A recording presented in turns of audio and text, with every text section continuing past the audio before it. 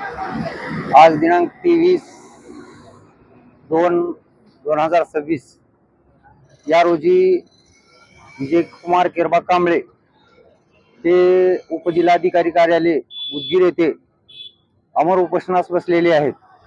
त्यामागचं कारण असं आहे की जे पंचायत समिती आणि जिल्हा परिषद ची निवडणूक झाली आणि त्या निवडणुकीमध्ये त्यांनी बीजेपी कडून इलेक्शन लढवित होते।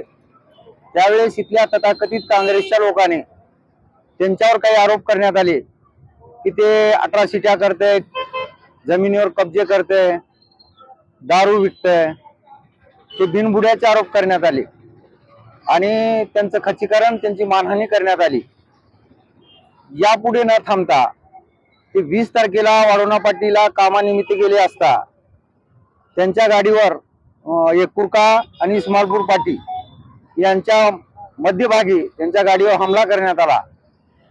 हे हमला अतिशय निंदनीय आहे आणि या हमल्यामागचे जे कोणी मास्टरमाइंड आहेत त्यांना शोधून पोलीस प्रशासनाने तसेच जिल्हाधिकारी साहेबांनी यांना न्याय मिळवून द्यावे।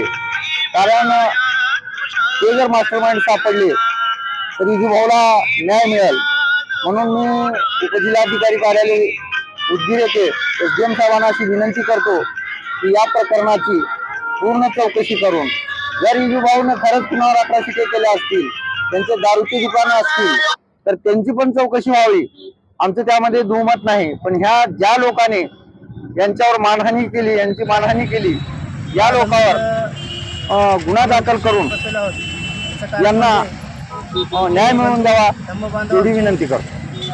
माननीय श्री विजयभाई कांबळे यांनी जो जिल्हा परिषदच्या अंतर्गत त्यांनी ज्या निवडणुकीला थांबले होते त्या निवडणुकीमध्ये ज्या तथाकथित लोकांनी त्यांच्यावर बिनबुडाचे आरोप लावलेले आहेत त्या आरोपाचा आम्ही प्रथमतः जाहीर निषेध करून या त्यांची जे आरोप लावलेले आहेत त्या आरोपाचं प्रशासनाने त्याची दखल घेऊन